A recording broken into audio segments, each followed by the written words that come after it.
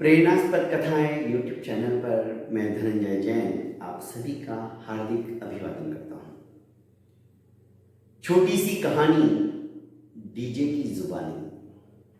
दोस्तों, वैसे कहते हैं कि रक्तदान, ब्लड डोनेशन और कन्यादान ये दोनों अत्यंत महान दान हैं, पर आज के परिप्रेक्ष्य में यदि देखा जाए तो वक्त दान भी अपने आप में मायने रखता है।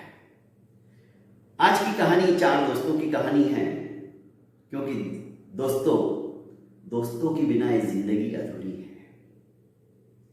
नवीन, संतोष, मनीष और प्रवीण चार गहरे दोस्त थे, बचपन के साथी। तीसरी कक्षा से लेकर 8वीं 9वीं कक्षा तक वो साथ में ही पढ़ते थे, साथ में ही खेलते थे। दोनों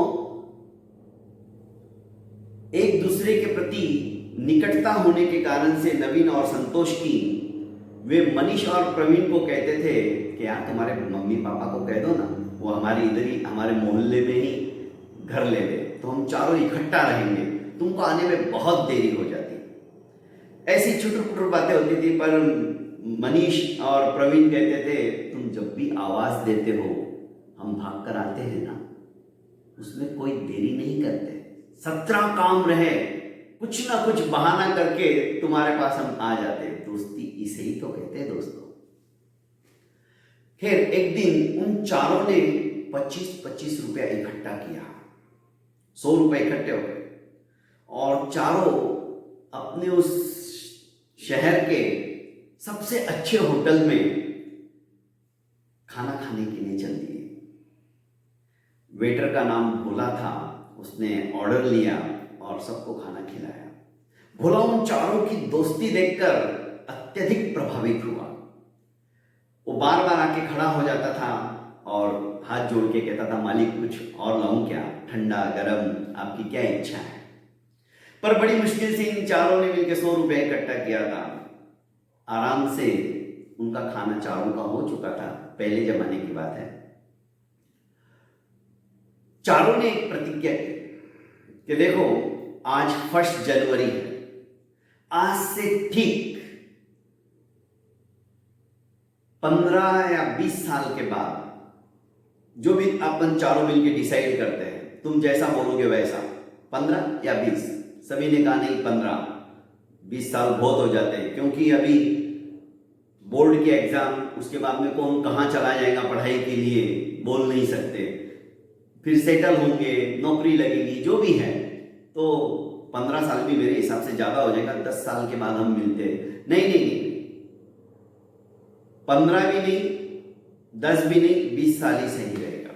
उसने कहा ठीक है, ये भी देखना है कि 20 साल में कौन कहाँ जाता है, कौन क्या तरक्की करता है, जरूरी है। तो हम 20 साल के बाद में यहीं पे इसी होटल में मिलेंगे। ठीक है, 1 जनवरी, आज से 20 साल बाद, जैसे 3 इडियट में हुआ था ना, सारे दोस्त वहां पे मिले थे, कौन क्या बन रहा है, बस सेम परिस्थिति। मेरे ख्याल से 3 इडियट पिक्चर इस कहानी को सुन के ही बनी होगी। तो ये चारों दोस्त अपने अपनी जगह रवाना हो गए। संतोष और प्रवीण दोनों अपने घर की तरफ चल गए, क्योंकि उनका घर दूर था। और नवीन और संतोष, मनीष और प्रवीण दोनों चले गए। नवीन और संतोष अपने घर की तरफ आ गए। दोस्तों, सभी पढ़ाई में होशियार थे, पर इन 20 साल के अंदर बहुत कुछ परिवर्तित हो गया। उन चारों में से एक जोहरी बन गया। एक ने खुद ने अपनी कंपनी बना डाली, जिसमें हजारों लोग काम करें, इतनी उन्नति की उसने। तीसरा शिक्षक बना और चौथा जो है बिल्डर बन गया। इस तरह से चारों अलग अलग, नवीन, मनीष, संतोष और प्रवीण शिक्षक बना था। पर सभी खुश थे, सभी का विवाह हो गया, सभी को बच्चे हो गए। देखते देखते 20 साल कब चले गए पता ही नहीं चला। अब दोस्तों, करीब करीब बचपन में ही पहले जमाने में शादी हुआ करती थी, जल्दी कर दिया करते थे। पढ़ाई के साथ साथ इन्होंने पढ़ाई नहीं छोड़ी और घर की रिस्पॉन्सिबिलिटी भी ये देखते रहते थे। अब जो शिक्षक का लड़का था उसने सोचा कि अब पापा की तबीयत बहुत ज्यादा खराब होती जा रही है। वो जी जान से सेवा करता था। इधर दोस्तों,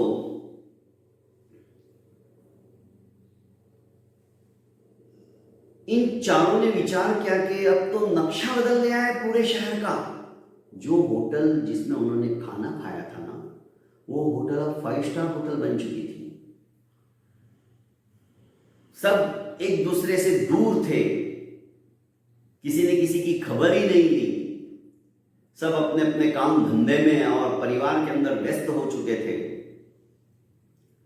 अब क्या होता है, चारों को याद आती है, अरे 1 तारीख आने वाली है और 20 साल पूरे हो रहे हैं, हमें उस होटल में जाना है। वहां पे एक शर्त रखी थी उन्होंने, जो उस पार्टी के अंदर 20 साल के बाद में नहीं आएगा या लेट आएगा सबसे, उसे पार्टी का पूरा की पूरा बिल चुकाना पड़ेगा। तो सबसे पहले तो मनीष पहुंच गया, लग्जरी कार से वो उतरा, गेट के ऊपर उसने दरबान को चाबी दी, दरबान पार्किंग के अंदर उस गाड़ी को लेके चला गया। तो अंदर आता है तो वो ही बोला जो अब उस 5 स्टार होटल का मालिक बन चुका था, जो वेटर। उसने कहा कि मनीष जी आइए आइए, आपके लिए प्रवीण सर ने पहले से ही टेबल बुक करके रखा है, पर वो अभी तक आए नहीं। अच्छा ठीक हुआ मैं पहले आ गया, मुझे बिल चुकाना नहीं पड़ेगा। इतने में नवीन भी आ गया। नवीन और मनीष दोनों गपशप कर रहे थे, जब तक भोला खुद आया मालिक होते हुए भी। क्या लाऊं, ये भी बड़े खुश थे कि जो भोला हमारा साक्षी है, गवाह है चारों दोस्तों का, वो आज इस 5 स्टार का मालिक बन चुका है। उसका भी एक किस्सा है, कभी समय आने पर सुनाऊंगा, क्योंकि दिलो जान से वो भोला सेवा करता था उस मालिक की, उस रेस्टोरेंट की। मालिक को कोई पुत्र नहीं था और मालिक ने उसी भोले को गोद ले लिया था और वो आज 5 स्टार का मालिक बन चुका था।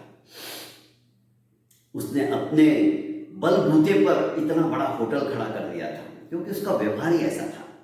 पर आज उसे भी खुशी हो रही थी कि देखो ये चारों दोस्त आज फिर से मिले 20 साल बाद। इसलिए वो खुद अपने सीट से उठकर बार बार आता था, वेटरों को भी मना कर दे रहा, आज कोई नहीं जाएगा, मैं खुद जाऊंगा। मनीष और नवीन दोनों गपशप कर रहे थे। थोड़ी देर बाद संतोष आ गया, तो भोला ने कहा आप शुरू कीजिए, प्रवीण सर आते ही होंगे। इधर इन्होंने कहा नहीं नहीं थोड़ा और वेट करते हैं, ऐसे कैसे क्या। पर संतोष ने भी कहा कि प्रवीण हमेशा ही लेट लतीफ है। वो मनीष को भी बार बार ऐसे ही कहता था कि तू चल मैं आता हूं, पर मनीष उसको खींच कर लाता था, क्योंकि दोनों का घर दूर था ना। खैर मनीष ने कहा कि वो आ जाएगा, उसकी चिंता मत करो। पर अब तो वो तो दूसरे शहर में चला गया था, मालूम नहीं कब आएगा क्या नहीं, पर उसने जब बुक किया है टेबल तो जरूर आएगा। जब तक शुरुआत की इन्होंने खाने की, खाना सबका खत्म हो गया पर प्रवीण नहीं आया। जैसे ही खाना खत्म होकर बड़े उदास मन से उन्होंने उठने की तैयारी की और भाई बता बिल कितना हुआ, प्रवीण तो आया नहीं। तो भोला बोला सर आपका बिल पेमेंट हो चुका है, प्रवीण सर ने पेमेंट दे दिया है। अरे पर वो आया क्यों नहीं। जैसे ही वे बाहर निकलने ही वाले थे कि एक लड़का आया और उनके चरण स्पर्श करके तीनों के हाथ जोड़कर कहने लगा कि मैं प्रवीण सर का ही बेटा हूं। तुम प्रवीण के बेटे हो, तो प्रवीण क्यों नहीं आया। पापा एक असाध्य व्याधि से ग्रसित हो गए थे 1 महीने पूर्व, पर उन्हें याद था कि 1 जनवरी आ ही रही है और मेरे तीनों दोस्त आएंगे, तो बेटा तुम उनको अभी कुछ मत कहना, उनकी पार्टी पूरी हो जाने देना, उसके बाद में तुम उनको एक खबर सुनाना। वे काल कलवित हो चुके हैं, उस असाध्य बीमारी के आगे वे हार गए, और आपकी पार्टी में कुछ किरकिरी ना हो जाए। आप इतने बरसों बाद तीनों मिल रहे हो, तो उन्होंने कहा तू जाके सब कुछ बिल वगैरह चुका देना, उनका टेबल बुक कर लेना। और मैंने ये सब किया। मुझे आप लोगों से मिलकर बहुत खुशी हुई। वो लड़का बोले जा रहा है, इधर ये तीनों की तीनों, मतलब नवीन, संतोष और मनीष रोने से लग गए। दोस्तों, एक कहानी हमें सिखाती है कि आज की तारीख में अपनों से मिलना शुरू कर दीजिए। पता नहीं कौन कब लुढ़क जाए, कोई भरोसा नहीं है। जिंदगी पानी के बुलबुले की तरह है दोस्तों। पानी का बुलबुला क्षणिक होता है। इसीलिए मैंने सबसे पहले कहा, रक्तदान, कन्यादान तो जरूरी है ही, वो महान दान है, पर आज की तारीख में वक्त दान भी बहुत जरूरी है। आप अपनों को वक्त दीजिए, समय दीजिए। बहुत बहुत धन्यवाद दोस्तों। यही समय अनमोल समय है, जिससे कि हमारे रिश्ते मजबूत होते चले जाएंगे। आपको ये कहानी अच्छी लगती है तो दोस्तों कमेंट बॉक्स में कभी कभी कमेंट भी लिख दिया करो, जिससे कि मेरा उत्साह बढ़े और मैं नित नई कहानियां आपके सामने पेश करता चला जाऊं। बहुत बहुत धन्यवाद। आपने मेरे इस चैनल को लाइक एवं सब्सक्राइब नहीं किया है तो कर लीजिए, और ज़्यादा से ज़्यादा इसे शेयर कीजिए। प्रणाम।